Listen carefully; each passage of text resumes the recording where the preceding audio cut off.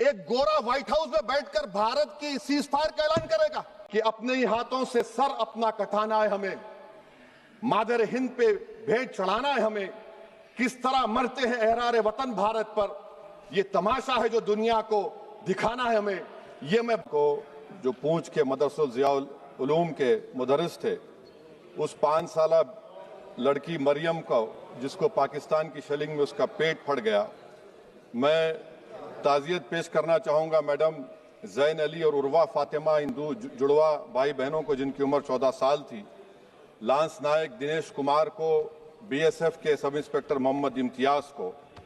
मैं शुक्रिया अदा करना चाहूँगा कश्मीर की आवाम का कि उन्होंने पहलगाम के वाक़े के बाद मस्जिदों से ऐलान किया मजम्मत का, बग़ैर किसी के बोलने पर रोड पर निकलकर उन्होंने पाकिस्तान से आए हुए दहशतगर्दों की मजम्मत की।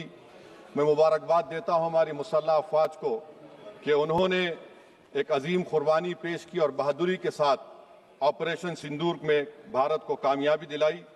मैं मुसल्लह अफ़वाज ने पहले 9 दहशतगर्द ठिकानों पर उनको निशाना बनाया और सबसे मेरी नज़र में जो दहशतगर्दी के दिल पर हमला हुआ वो भावलपुर का था और 6 एयरफील्ड, 3 हैंगर और 2 रनवेज को हमने तबाह किया।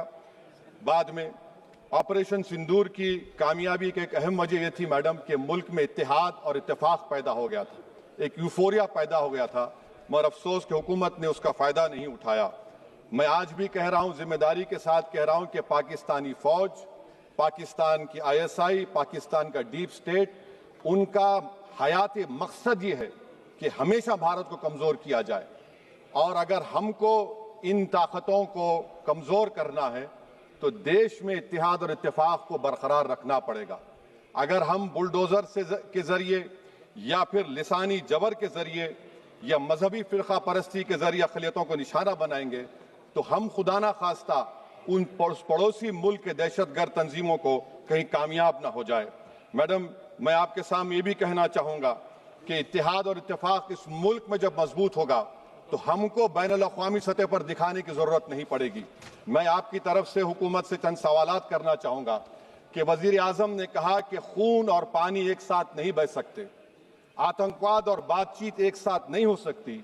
तो मेरा सवाल आपके ज़रिए से वज़ीर आज़म और हुकूमत से ये है, फिर जिन इंसानों को बैसारा की वादी में मारा गया था, क्या आपका ज़मीर इस बात की इजाज़त देता है कि आप ट्रेड बंद कर दिए, पाकिस्तान का एयरक्राफ्ट हमारे एयर स्पेस में नहीं आ सकता, उनकी कश्ती हमारे पानी में नहीं आ सकती, ट्रेड खत्म हो चुका है डायरेक्ट इनडायरेक्टेड, आपका ज़मीर जिंदा क्यों नहीं है?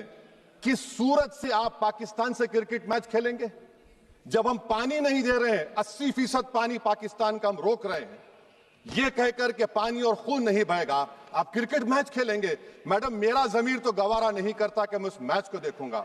क्या इस हुकूमत में इतनी हिम्मत है कि उन 25 मरने वालों को फोन करके कहे कि देखो हमने ऑपरेशन सिंदूर में बदला ले लिया, अब तुम पाकिस्तान का मैच देखो?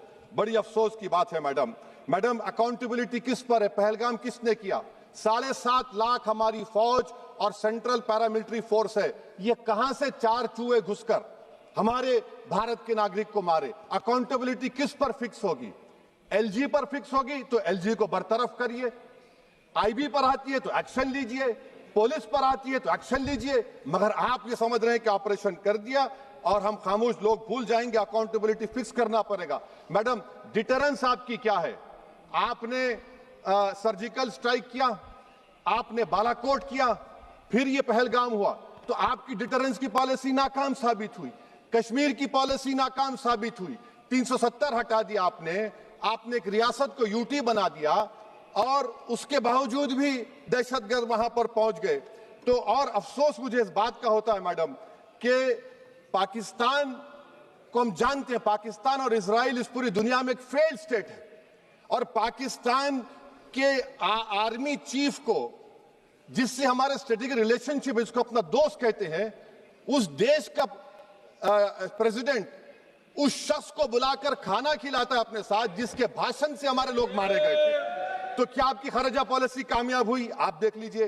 अच्छा, हमारे देश में एक ऐसी तंजीम है जिसका वजूद नफरत की बुनियाद पर और मजहबी अज़बियत को फैलाने के लिए बनाया गया। उनको तकलीफ है सेकुलरिज्म से, सोशलिज्म से, मगर हमारे संविधान के प्रियम्बल में लफ्ज सॉवरेन है। सॉवरेन का मतलब यह है कि हम खुद मुख्तार हैं, हम हाकिम आला हैं, हम अपने मुल्क के मुकद्दर का फैसला करेंगे। एक गोरा व्हाइट हाउस में बैठकर भारत की सीज फायर का ऐलान करेगा, यह आपका नेशनलिज्म है। अफसोस होता है मुझे सर। मैडम मैं आपसे पूछना चाह रहा हूं कि अगर एक चचा सैम ऐलान कर रहे हैं तो हमारी फौज पर क्या असर पड़ा होगा, हमारे उन पायलटों पर क्या असर पड़ेगा जो नहीं मालूम कितनी ऊपर आसमानों पर भारत की हिफाजत कर रहे हैं। वो नेवी का सिपाही जो समंदर में खड़ा हुआ है, उसको यह नहीं मालूम हो रहा है कि मेरा प्रधानमंत्री ऐलान नहीं किया, एक गोरे ने ऐलान किया। बड़ा ये आपके कैसा होगा ये। मैडम मेरा सवाल हुकूमत से यह भी है कि हम कोई एडवर्सेरियल कंट्री नहीं है अमेरिका के लिए, हम दोस्त हैं, स्ट्रेटेजिक रिलेशनशिप है। क्या क्या एग्रीमेंट हमने साइन नहीं किया, तो क्या ये दोस्ती निभा रहे हैं? मैडम मैं हिस्टोरिकल एग्जांपल दे रहा हूं, क्रुश्चेव और टीटो। क्रुश्चेव ने दबाव डाला, टीटो ने कहा मैं नहीं मानता, मैं नैम ज्वाइन करूंगा। मैडम फ्रांस और यूएसए, डिगोल को जब यूएसए ने दबाव डाला तो डिगोल ने कहा कि तुम दोस्त हो मगर हमारी खारिजा पॉलिसी आजाद ना है। मैडम वहीं पर आप देखिए गुजराल साहब, जिसको कहते सबसे कमजोर थे, वजीर आजम थे, उन्होंने बहादुरी का मजारा किया, रिफूलिंग करने नहीं दिया। वियतनाम 20 साल यूएसए से लड़ा मगर झुका नहीं, और हम उनको बोल भी नहीं पा रहे, उनको बोल भी नहीं पा रहे। हम तो कोई दुश्मन मुल्क तो नहीं है अमेरिका के, ये आपको समझने की जरूरत है। और मैडम यहां पर वजीर खारजा ने कहा वो चीन गए, डिप्टी चीफ ऑफ स्टाफ ने कहा कि चीन के इक्विपमेंट एक लाइव लैब था हमारे उनके लिए। क्या आपने कहा चीन को कि तुमने क्यों दिया पाकिस्तान को हथियार? आप नहीं कहे। और मैडम आप जानते हैं कि रक्षा मंत्री ने कहा कि स्विफ्ट एंड प्रोपोर्शनेट, तो फिर जो इंडोनेशिया मिलिट्री अटैचे ने कहा कि हमको कहा गया मत मारो, हम सेल्फ डिफेंस में भी नहीं मार सकते थे पाकिस्तान को। और अगर आप ट्रंप के बयान को गलत कह रहे हैं कि 5 एयरक्राफ्ट नहीं गिरे, मैं यकीन करता हूं आपकी बात का। आप हमारे पायलट्स को कमेंट करिए ना, हमारे पायलट्स को कमेंट करिए कि हम अपने पायलट्स की तारीफ करते हैं, आप वो भी नहीं करना चाहते। मैं हुकूमत से जानना चाहता हूं मैडम कि क्या फ्रांस ने हमको सोर्स कोड नहीं दिया जिसकी वजह से हमारे एयरक्राफ्ट को क्या नुकसान हुआ? अब मुस्तकबिल में आप हथियार खरीदेंगे तो क्या आप सोर्स कोड हासिल करेंगे? और मैडम मैं आपको बताना चाह रहा हूं, मेरे सवाल का जवाब हुकूमत दे। हमारे पास सैंक्शन जो स्क्वाड्रन है 42 है, 60 साल के बाद सिर्फ 29 काम कर रहे हैं। पाकिस्तान के पास 25 हैं, चीन के पास 50 से ज्यादा हैं। 11 साल से आप सरकार में हैं, सबमरीन नहीं है, थर्ड एयरक्राफ्ट कैरियर कहां पर है आप बताइए। और मैडम FATF में लाना पड़ेगा आपको। अगर आप विश्व गुरु हैं तो हम आपको चैलेंज कर रहे हैं, आप G7 के कंट्रीज को, GCC को और चचा सैम को राजी कराइए कि पाकिस्तान को, मैडम खत्म कर रहा हूं, FATF में दोबारा लाया जाए। मैडम ऑल पार्टी मीटिंग हुई, देखिए कितना कॉन्ट्रडिक्शन है केंद्र सरकार में और स्टेट सरकार में। ऑल पार्टी मीटिंग में मैं था, केंद्र सरकार ने कहा कि नहीं, बैसारन मिडोस पर तो कोई जा ही नहीं सकता, जून से पहले इजाजत लेना पड़ेगा। बाद में हमको मालूम हुआ कि साल भर खुला रहता मिडोस सिवाय बारिश और स्नो के।